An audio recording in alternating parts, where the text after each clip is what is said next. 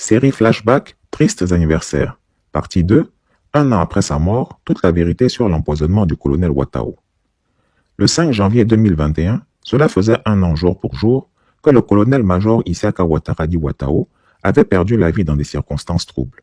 Malade et très affaibli, il s'est rendu aux États-Unis le 13 décembre 2019 pour des soins, où il est décédé le 5 janvier 2020 dans un hôpital de New York à 20h40 heure locale. Pendant qu'il était dans son lit d'hôpital, il a été élevé au grade de colonel-major le 18 décembre 2019. Auparavant, il avait été progressivement déchargé de toutes ses fonctions opérationnelles au sein de l'armée et écarté du commandement des troupes. D'abord, il fut éjecté de son poste de commandant des opérations du CCDO, puis limogé de son poste de commandant de la garde républicaine pour être nommé à la tête d'une entité fantôme baptisée Commandement des unités rattachées à l'état-major général des armées, URMGA. Tous ceux qui ont vu et côtoyé le colonel-major Watao ont été surpris de sa brusque détérioration physique et de son surprenant amaigrissement quelques semaines avant sa mort. En quelques jours, le solide gaillard d'1,90 m et de plus de 100 kg a vu sa santé décliner, s'est affaibli, s'est amaigri et a vu ses forces l'abandonner. Pour échapper à la mort, il a tenté d'obtenir une autorisation de sortie pour aller suivre des soins appropriés aux États-Unis. Alors qu'il se mourait, cette autorisation ne venait pas. C'est après diverses interventions que le ministre de la Défense Ahmed Bakayoko a consenti à signer son autorisation de sortie. Quand Watao a enfin pu décoller, il était trop tard pour le sauver. Aujourd'hui, nous pouvons enfin dire avec certitude que le colonel-major Isiaka Ouattaradi Watao est mort suite à un empoisonnement. L'auteur de cet empoisonnement est une femme, sergent-chef aux initiales SO des Forces armées de Côte d'Ivoire. Cette dame a agi sur ordre de son ministre de tutelle, Ahmed Bakayoko. Ahmed Bakayoko, qui en tant que ministre de la Défense avait des rapports sexuels fréquents avec cette femme, l'a convaincu de se rapprocher de Watao et de le séduire. Ainsi, elle a été affectée dans l'unité commandée par ce dernier. Belle, claire et grande de taille, elle n'a pas eu beaucoup de mal pour atterrir dans le lit de Saha Belebele.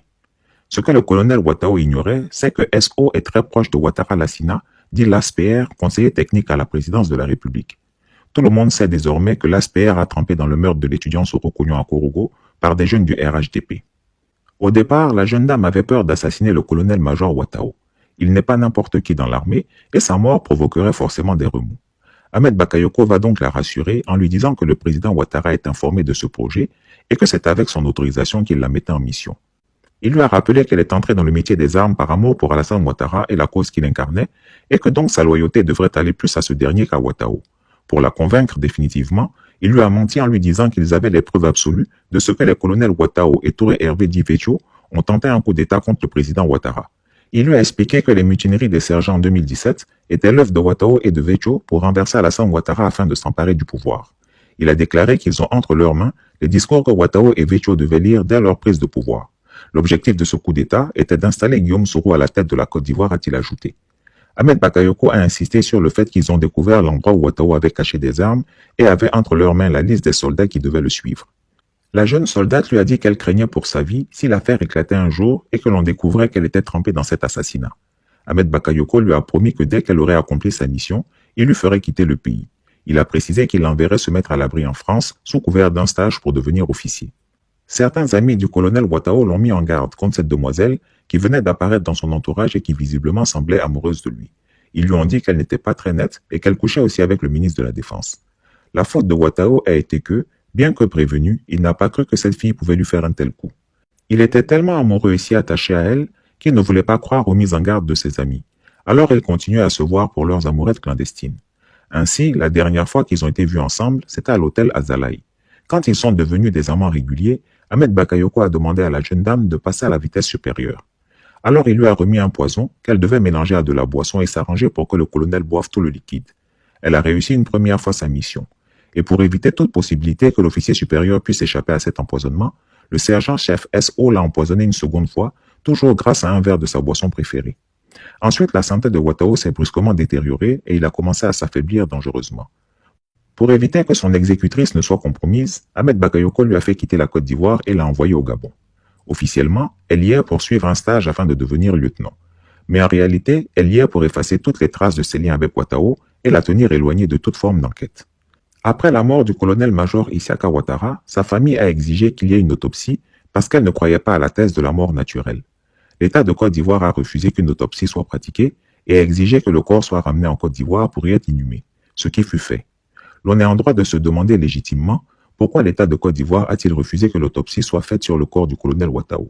Avait-il peur que l'on découvre les traces du poison qui a servi à l'éliminer? Le clan Ouattara craignait-il que si Ouattao vivait, son projet de troisième mandat ne puisse prospérer, tant il leur paraissait évident que ce dernier s'y serait opposé de toutes ses forces? En tout cas, c'est ce que leur devin et cohorte de sorciers leur auraient prédit. Si vous voulez réussir ce projet, il y a un certain nombre d'obstacles à éliminer, dont le colonel Ouattao. Aujourd'hui, l'on connaît la vérité sur sa mort. Les Ivoiriens savent maintenant que le colonel Ouattao, proche soutien et ami loyal de Guillaume Soro, a été assassiné sur ordre d'Ahmed Bakayoko et avec la caution d'Alassane Ouattara.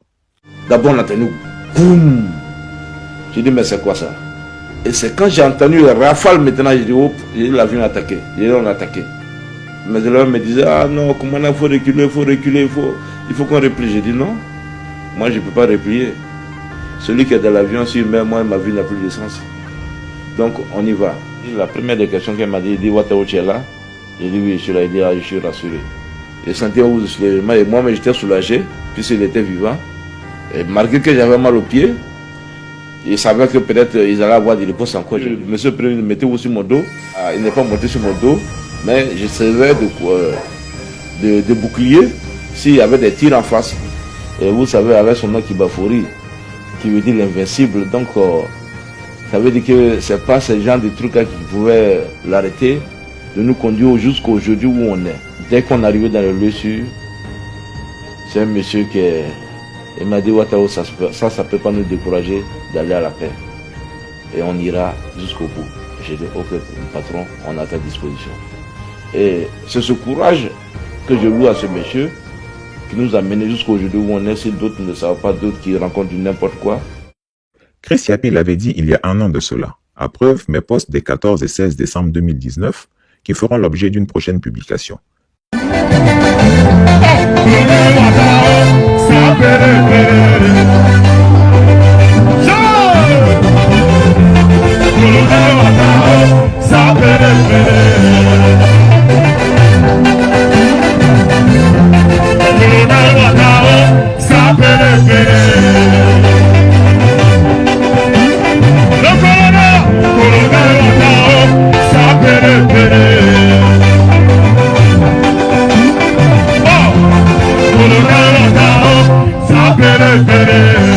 Chris Yapi ne ment pas. Retrouvez Chris Yapi sur Twitter, Mediapart et YouTube.